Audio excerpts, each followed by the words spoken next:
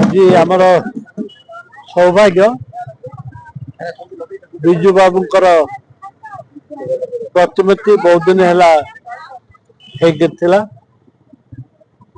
आज आम लोकलोचन को आनीचु म्युनिसिपालिटी जयपुर म्युनिसिपालिटी एवं सहायतार